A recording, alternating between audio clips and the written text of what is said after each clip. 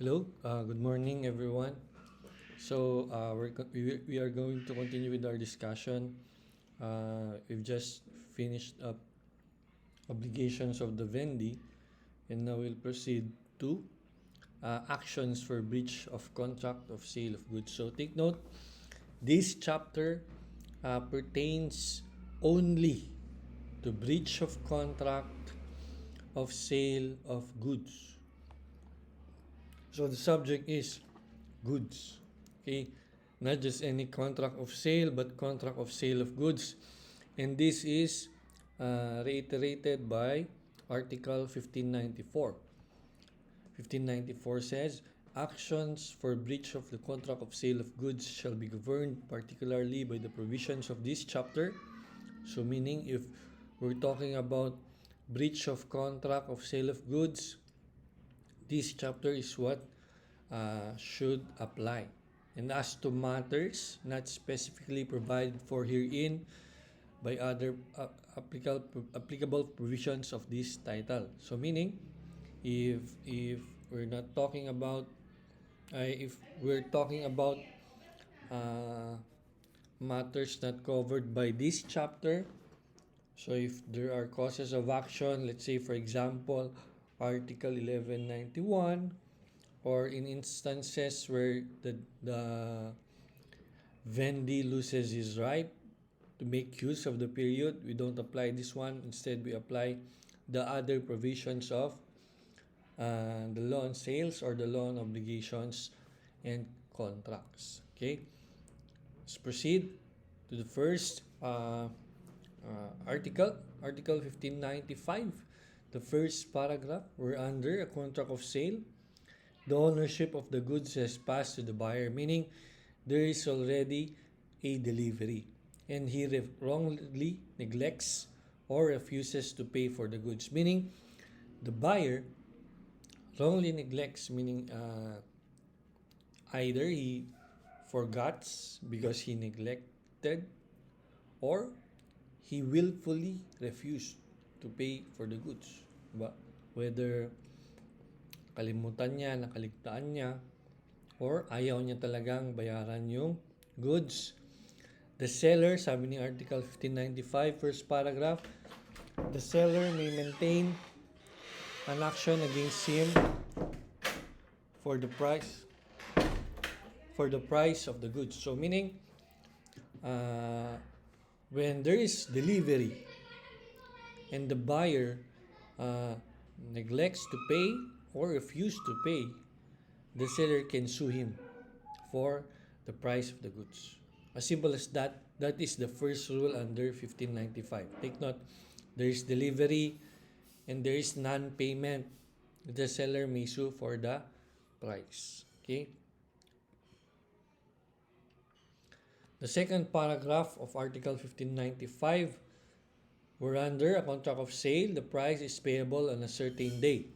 So take note, there's already a difference between the first and second paragraph. So the first paragraph, there is delivery because there is transfer of ownership. Let's go back. This one. And there is non-payment. This time naman, there is a date set for the payment of the price. Okay, there's date set for the payment of the price, but irrespective of delivery or of transfer of title. So, meaning, the second paragraph talks about whether there is delivery or not. Okay, unlike the first paragraph, there is delivery.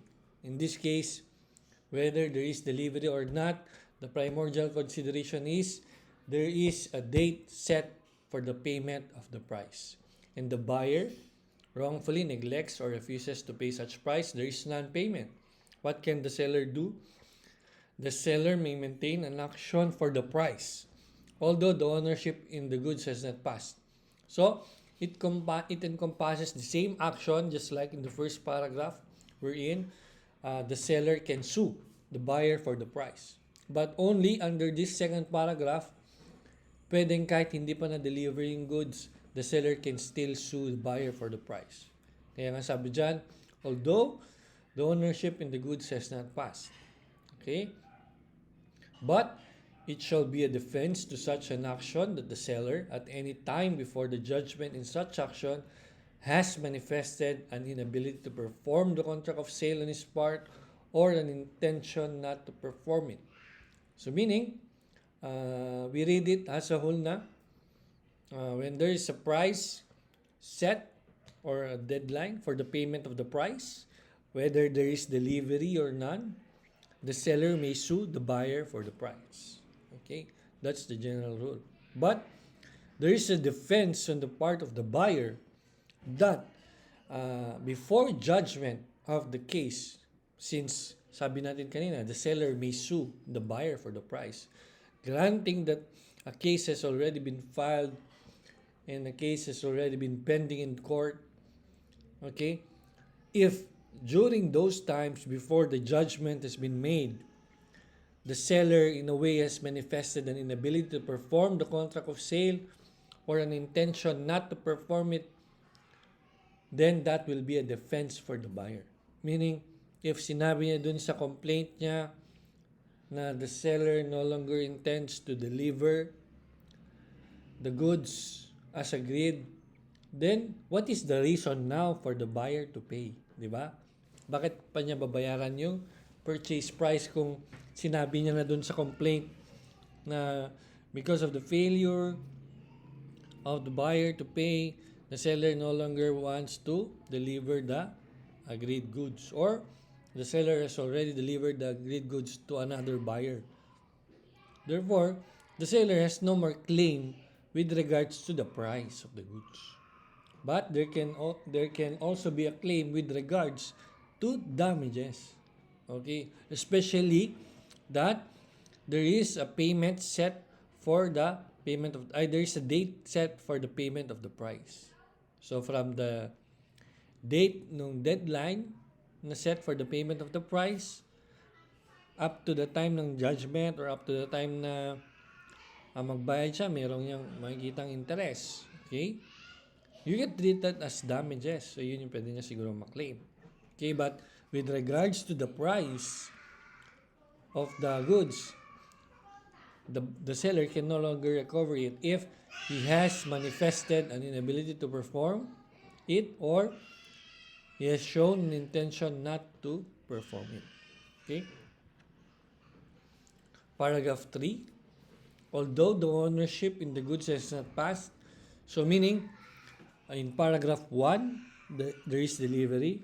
In paragraph 2, whether there is delivery or not, as long as there is a deadline or a set date for the payment of the price.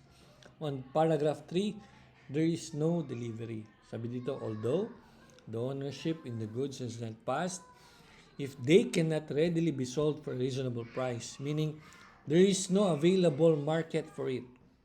Okay, there is no available market for it. And if the provisions of Article 1596, 4th paragraph, are not applicable, the seller may offer to deliver the goods to the buyer. And if the buyer refuses to receive them, he may notify the buyer that the goods are thereafter held by the seller as bailey for the buyer. Ito,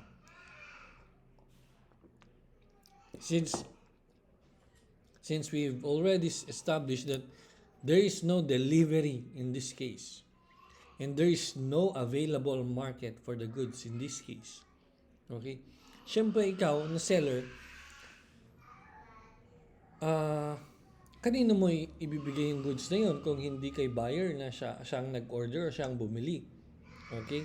In this case, walang delivery, hindi mo pa na-deliver. Wala ding readily available market for it.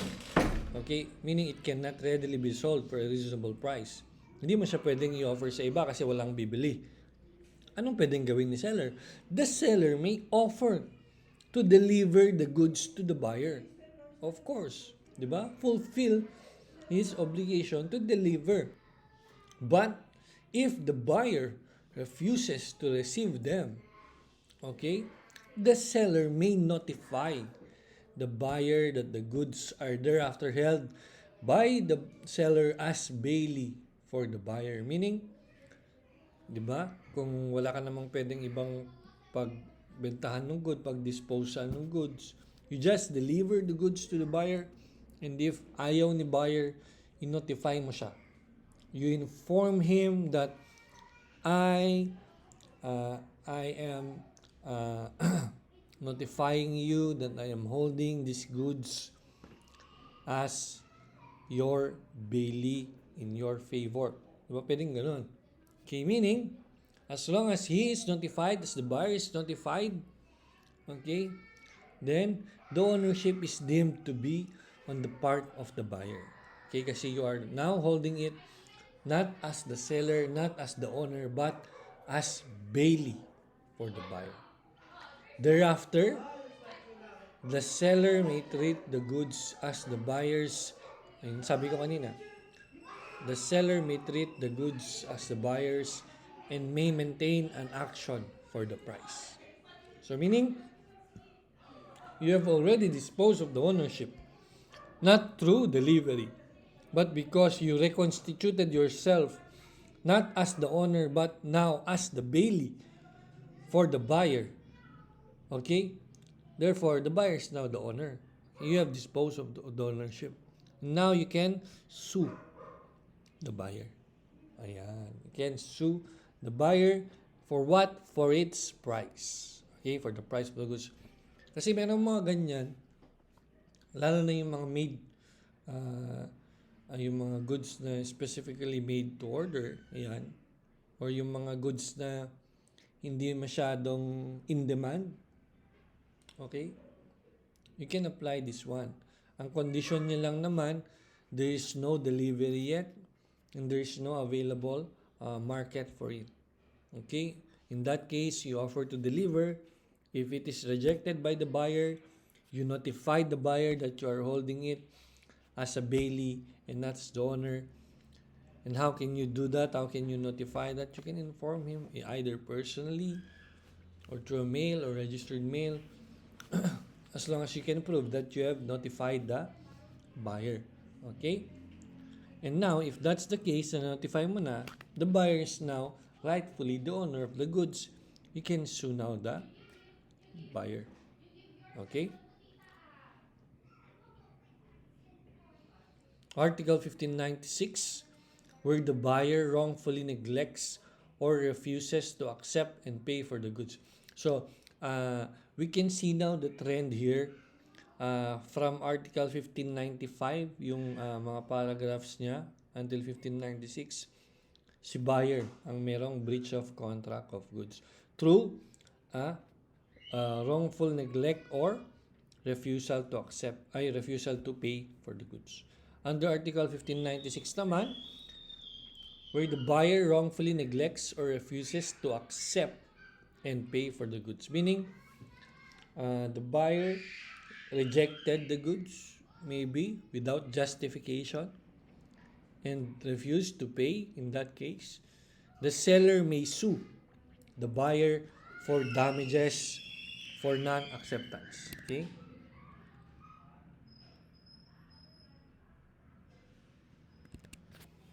Okay. Ayan. So, can you apply this in the previous paragraphs? Of course. Yung 1595. Why? Because it is grounded on the same condition that there is non-payment, whether wrongful neglect or refusal to accept and pay for the goods. That is non-payment. Okay? Ang sabi lang dun sa 1595, you can sue for the price. The price lang. Dito naman, you can also sue not only for the price but for damages. Pwede mo na siyang isama sa isang kaso. Why? Because as long as both of you are the parties, meaning the buyer and the seller, pwede mo na siyang i-consolidate sa isang case para isahan yung pag-file mo ng kaso. Okay? Wait lang.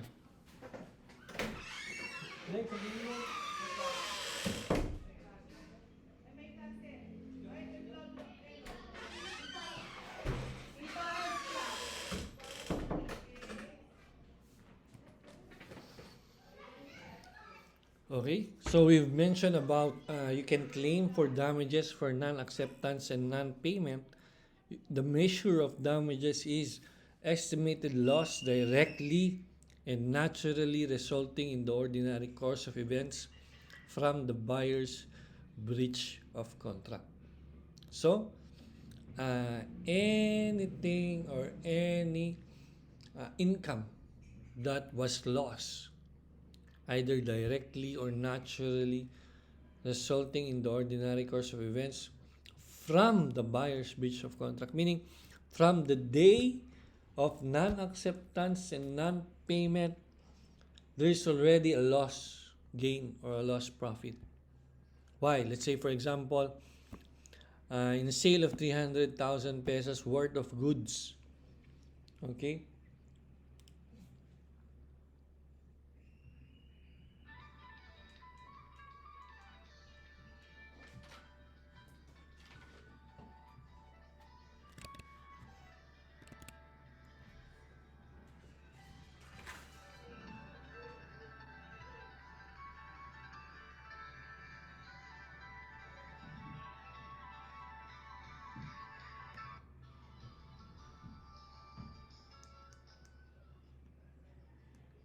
Yan.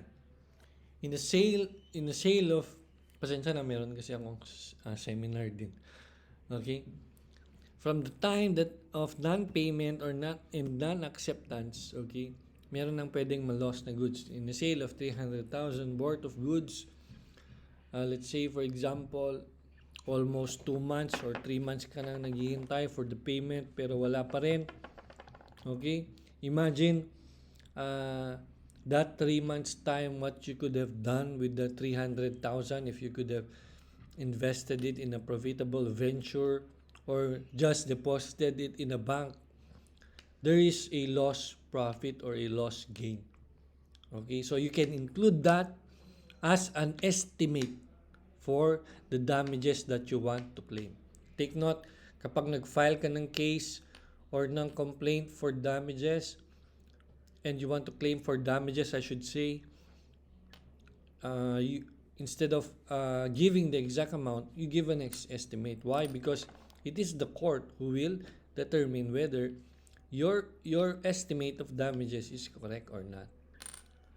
Take note na kung kayo mag-claim, mas better na sobrahan nyo. Why? Because maybe there are instances na hindi nyo pa nakikita or it's better na mas sobra. Okay? Because if sinet mo yan at 10,000, the court may just grant that 10,000 and baka hindi na lumampas dyan sa 10,000 na yan if they deem it na okay na yung 10,000 since that's what you prayed for. That's what you've asked in the complaint. Okay, so if you are to estimate, better na mas malaki. Okay. In the lawyer's point of view. Okay, Article 1596. This is the third paragraph of Article 1596. Okay. Dito naman, where there is an available market for the goods in question. So, you compare this one with the paragraph in Article 1595, where there is no available market, or where the goods cannot be reasonably sold. This one naman, there is an available market for the goods in question, meaning you can resell the goods anytime because there is an available market for it. Although, ang sabi dito, the measure for damages is the difference between the contract price, meaning the price stated in the contract, and the market or current price at the time that it ought to have been accepted or at the time of refusal. Okay? So meaning, let's say for example, the goods are sold for 300,000 pesos as stated in the contract of sale, but after 3 months, the goods are now worth, let's say for example, 350,000. Okay, that's the difference. Okay, this is the difference. You can claim that as damages, or you can include that as part of your estimate in the damages. Meaning, you can include that price and you can ask also for other uh, form of damages as long as you can justify that you are entitled to it. Yun lang naman yun. Next paragraph, Article 1596. If the buyer repudiates the contract or notifies the seller to proceed no further herewith. Sabihin, in other words, umayaw daw si buyer. Okay? So habang inaasikaso mo yung goods, di ba? You're packing the goods, you're checking the quality. Of course, there are instances most of the time that labor has been performed or expenses have been incurred pero hindi mo pa na-deliver. Di ba? Yung pag-package na lang, yung pag-check, quality check, yung pag-ensure ng delivery. Okay? The buyer shall be liable to the seller. For what? For the labor performed or expenses made before receiving the notice of the buyer's repudiation or countermand. Meaning, let's say for example, you've already incurred labor or expenses for preparing the goods, for packaging them, for sealing them, quality check, and you are already about to deliver the goods, and you received a notice from the buyer repudiating the contract or signifying that he no longer wants to proceed with the contract, you can claim for the expenses that you have incurred from the buyer. Okay, yun yung sinasabi ni Article 1596. Pwede ba yun, sir? Wala namang delivery? What? Yes, because the seller has incurred expenses. And he has incurred expenses keeping in mind that delivery is to be made. Okay? So that can be part of damages. Ang action mo dyan against the buyer is damages. Okay?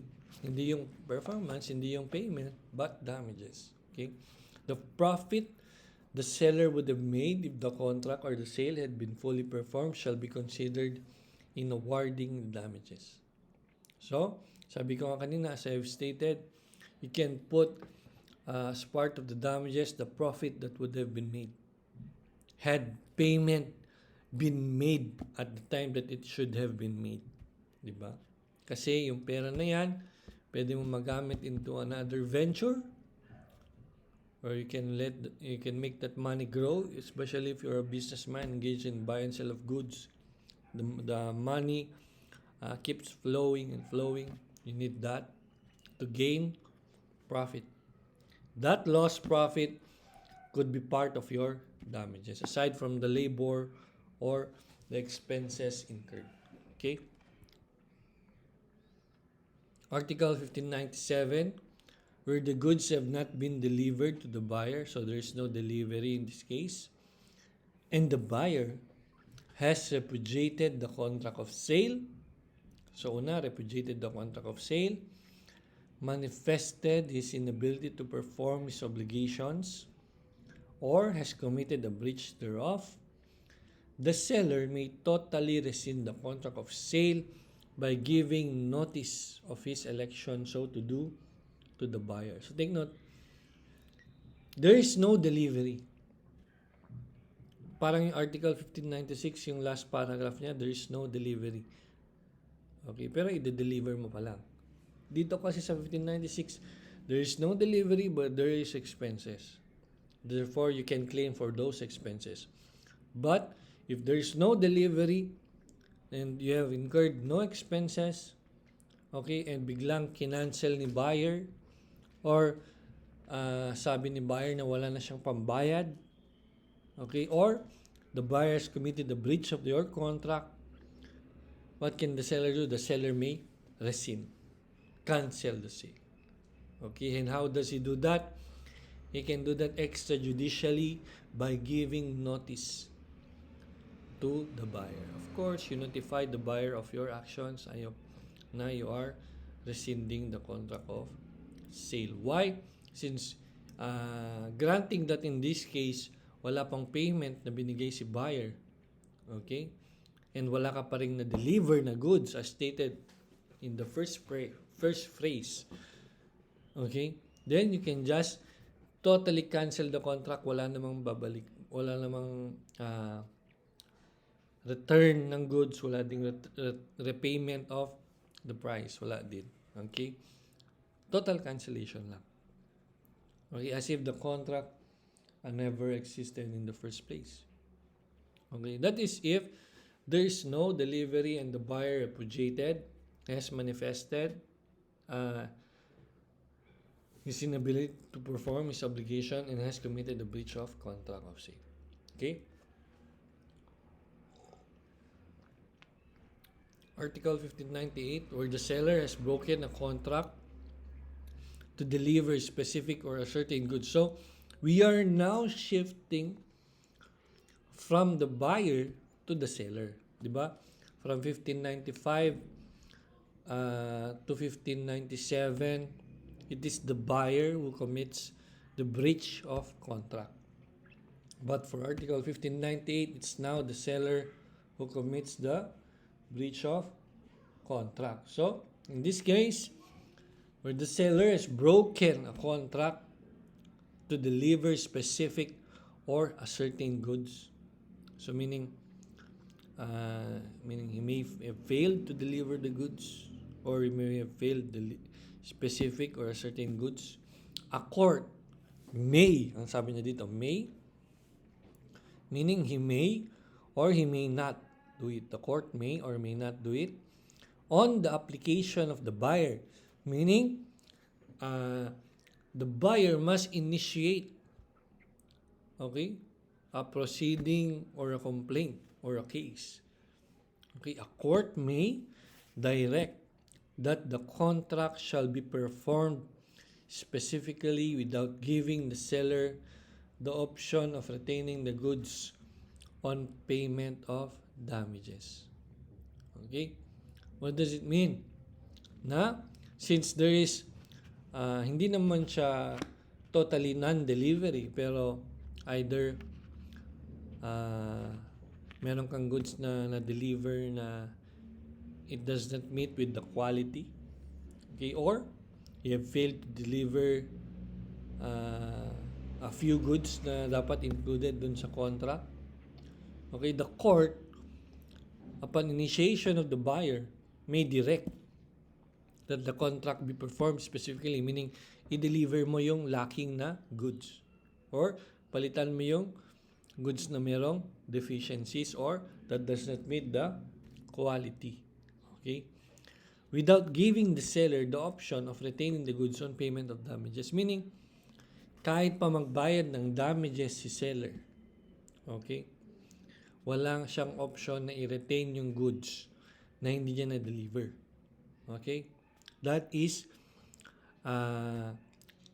part of the order or the directive of the court, okay, that the contract shall be performed specifically without giving the seller the option of retaining the goods on payment of damages. So, even if the seller pays for the damages, of course, hindi mo na-deliver yung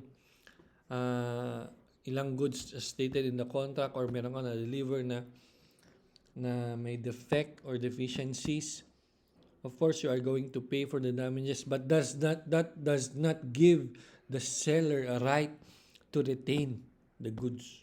Dapat pa rin niyang i-deliver. Yun ang sabi ni Article 1598. The judgment or decree may be unconditional or upon such terms and conditions as to damages, payment of the price, and otherwise as the court may deem just, meaning we leave the judgment to the court.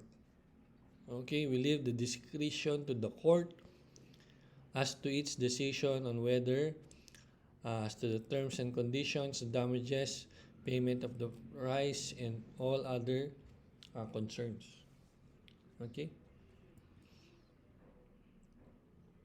1598, another breach by the seller, this time a breach of warranty by the seller. If we can recall, uh, we have already discussed about the warranties. Okay? Warranties are obligations of the vendor or the seller, di ba? Yung warranty against eviction, warranty against hidden defects, warranty on merchantability, warranty on quality. Di ba? We have discussed those things. If there is a breach of warranty by the seller, in that case, ito yung remedies ni buyer. There are 5, okay? But essentially, there are 4. Okay? Dito kasi 5. Okay? So, number 1, accept or keep the goods. Meaning, if the goods have been delivered, okay, you can accept it and keep it. And set up against the seller. Set up against the seller the breach of warranty by way of recoupment in diminution or extinction of the price. Meaning, okay, I'll accept the goods.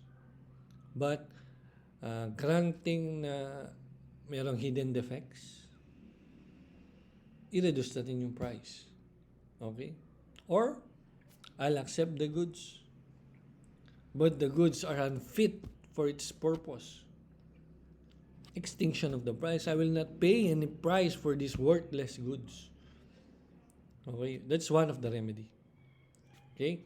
Accept or keep and bawasan yung price. Set up against the seller. Or, kung hindi bawasan, kung sobrang wala namang kwenta, wala namang purpose, o hindi naman ma-meet yung purpose niya as to why mo siya binili, extinction of the price. Okay? The second remedy is accept or keep the goods and maintain an action against the seller for damages for the breach of warranty. Okay? You compare this one naman dun sa first na remedy. Dun sa first na remedy, accept or keep and set up against the seller the by way of recoupment, diminution of price or extinction of the price. Okay? Bawasan yung price. Imbes na mag-file ako ng case for damages, bawasan na lang natin yung price or hindi ko nabayaran. Ganyan. Dito naman sa remedy 2 or the second remedy, I will accept the goods, I will keep it, pero kakasum kita for damages. Okay. This one is a bit challenging. Why? Because you are going to file a case. And the timeline of filing a case, diba? You have to consider the timeline and the expenses that you are going to incur in filing for a case. Diba? Mas favorable yung first remedy. Why? Because you are just going to deduct the price. Yun na yung damages mo. Imbes na bayaran ka niya, bawasan mo na lang yung babayaran mo sa kanya. Or wala ka na lang babayaran, di ba? Di ba? Mas maganda yun. Mas madali. Although, meron na tayong courts for small claims. You can set this up as a claim. You don't need a lawyer at that. But, of course, the timeline and the schedule and the courts also would prefer na you settle this outside the court. Diba? That's why before you even file a case in court, you are required to go to the barangay. But there is what we call a barangay conciliation proceeding. You are required to settle your claims or disputes in the barangay before going to court. Hindi basta-basta kaso. Okay? Except for criminal cases na hindi pwedeng i-settle. Okay, so that is the second remedy. The third remedy is refuse to accept the goods and maintain an action against the seller for damages for the breach of warranty. So, in comparison to the first and the second remedy, this one naman, you refuse to accept the goods. No. I will file a case for damages against you. Diba? Ganun na. Okay? The point is, you are going to claim for damages. Just like in the second remedy. Okay? Dun sa first remedy kasi, hindi ka na mag-claim ng damages, ibabawas mo na siya dun sa price na babayaran mo. Kasi kikip mo siya. Okay? Dito, ayaw mong i-keep. You are going to sue for damages. And the fourth, rescind the contract of sale and refuse to receive the goods. Or if the goods have already been received, you return the goods or offer to return them and recover the price or any part thereof which has been paid. Meaning, in other words, the fourth remedy is rescission. Okay? Kapag rescission, di ba? Kung hindi pa na-deliver, don't accept it. Kapag na-deliver na, since rescission yan, cancel, ibalik mo yung goods. Kung nagbayad ka naman na, ibabalik din seller yung price. Of course, kung hindi yan ibabalik, you file a case against the seller para ibalik niya yung price. Okay? That's Article 59.9. The fifth paragraph, when the buyer has claimed and been granted a remedy in any one of these ways, no other remedy can thereafter be granted. Meaning, we apply the exclusivity rule that if the buyer has already elected on any of the four remedies, then he cannot go and exercise another remedy. Okay, kung pinili niyang i-accept and keep and nabawasan niya yung price, yun na yung remedy niya. Hindi na siya pwedeng mag-file kay seller for damages. Why? Because he has already availed of the first remedy. Sixth paragraph of Article 1599, where the goods have been delivered to the buyer, there is delivery. Okay, there is delivery. The buyer cannot rescind. Okay, meaning hindi daw pwedeng gamitin ni buyer yung fourth remedy, which is rescission. If, number one, he knew of the breach of warranty when he accepted the goods without protest. Meaning, he has knowledge that there is hidden defects, or he has knowledge that the goods are not of merchantable quality. Okay? He cannot now opt for rescission. Second instance, if he fails to notify the seller within a reasonable time to rescind. Okay? Hindi niya na-notify yung seller na ika-cancel niya yung sale. Therefore, hindi niya na pwedeng i-rescind. Let's say, for example, the goods have been with you for more than a month, 2 or 3. That is a lot of time that is wasted for you now to rescind the contract of sale. That is damaging to the part of the seller na hindi mo na pwedeng gawin yan. Okay? Bakit hindi pa lang nung within the first day or the second day upon receipt of the goods, nakita mo yung quality, nakita mo na hindi unfit na siya for its purpose, you can return them. Bakit mo pa pinaabot ng more than 1 month, 2 months, or 3 months? That is not reasonable. You cannot go for rescission anymore. Okay? Ang pwede mong gawin, accept or keep. Bawas sa price, accept or keep. Sue for damages if you really have a claim. Okay?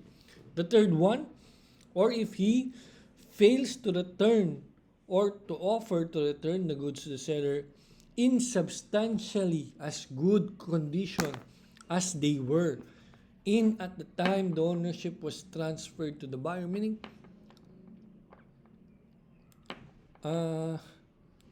hindi na siya of good quality at the time that it was delivered. Diba? You are going to ask for rescission, of course, cancellation. Yung na-deliver sa'yo, ibabalik mo. Okay? At yung nabayaran mo, kukunin mo. Okay? Paano mo ibabalik kung yung goods na na-deliver sa'yo is sira-sira na, hindi mo kinip, inalagaan, or nagamit mo na? Okay, ba't mo pa ibabalik? Diba? That's not just. Okay, and in that case, if that's the case, you cannot ask now for rescission. Okay? You cannot ask for rescission. That doesn't mean that you cannot exercise the other 3 remedies. You can exercise the other 3 remedies, but you cannot ask for rescission. Okay? So in summation, you cannot ask for rescission if delivery has been made and number 1, you have knowledge of the breach and you accepted it without protest, or you fail to notify the seller within a reasonable time of your election to rescind, or you failed to return or to offer to return the goods in a good condition as they were in at the time you received them. Di ba? Siyempre, kung isusoli mo naman yung hindi nagamit, yung maayos, kasi ibebenta pa yan ulit. Yung babalik mo in a substantially destroyed na siya, substantially deteriorated na siya, or substantially used na siya. How can the seller resell those goods? Diba? That's why you cannot ask for rescission in those cases. But, ang sabi ng 6th paragraph, if deterioration or injury of the goods is due to the breach of warranty, such deterioration or injury shall not prevent the buyer from returning or offering to return the goods to the seller and rescinding the same. Meaning, if the reason for its deterioration or injury, this is applicable to the last instance, yung hindi na siya as the same condition or as in a good condition. If the reason because hindi na siya in a good condition is because of the breach of warranty itself, pwede mo pa rin exercise yung rescission. Why? Because it is not your fault. Di ba? And reasonable naman. Kaya ganyan yung mga goods na yan because there is a breach of warranty by the seller. Okay? Wala naman akong kasalanan dyan as the buyer. Okay? In fact, blah, blah, blah, blah, blah, blah. Diba? Basta ang sabi mo, the deterioration or the injury is caused not by you, the buyer, but because of the breach of warranty of the seller. You can claim for rescission. Okay? 7th paragraph, Article 1599, where the buyer is entitled to rescind the sale and elects to do so. So, if the buyer is entitled for rescission, so hindi siya pumasok dun sa previous paragraph na bawal ang rescission, and he elects to do so, he shall cease to be liable for the price upon returning or offering to return the goods. Precisely, di ba? That is the essence of rescission. Di ba? If the goods have been delivered to you, you return them. If you have paid the price, the seller will return the price. Ganun lang naman yun. And if you return the goods or offer to return the goods, you are now not liable for the price. Okay? Yun yung sinasabi ni 7th paragraph, Article 1599. If the price or any part thereof has already been paid, the seller shall be liable to repay so much thereof has been paid, whether he is liable concurrently or immediately after the return of the goods. Yun nga yung sabi ko kanina, di ba? In summation. Diba? If the buyer opts for rescission and delivery has been made, and at the same time you have already paid the purchase price or part of the purchase price, then you as the buyer can now return the goods. And if you return the goods or offer to return the goods, you are now not liable for the price. And the seller must return the price you have paid. Okay. Rescission nga yan, di ba?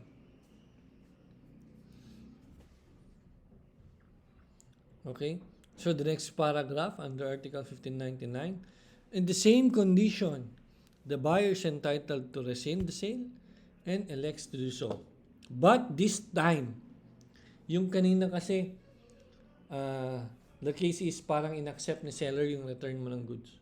Ito kasi, if the seller refuses to accept an offer of the buyer to return the goods, meaning, you ask for rescission, you elected for rescission, You notified the seller. Now you are returning the goods. Yung sa previous paragraph, inaccept ni seller. Dito, hindi. The seller refuses to accept an offer of the buyer to return the goods. What then shall you do? The buyer shall thereafter be deemed to hold the goods as bailey for the seller.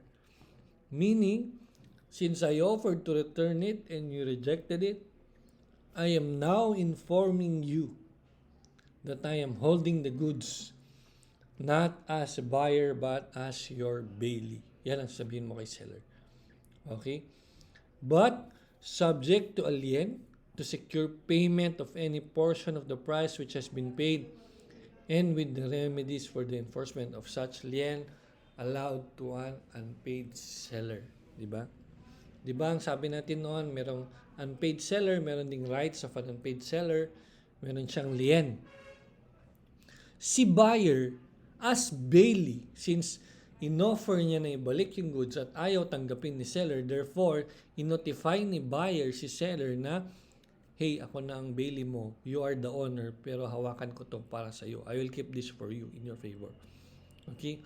The buyer has a lien on those goods kahit hindi siya yung may-ari. Why? If nagbayad na siya ng payment kay seller. Okay. Why? Because rescission nga di ba? Ibalik ko yung goods, ibalik mo yung nabayaran ko. Di ba? Ibig sabihin, since ayaw mong tanggapin yung goods, I will hold it for you. You are the owner. I will hold it for you. But since I have also paid part of the purchase price, I have also a right not to return these goods to you until you pay me the price that I have paid. Yan.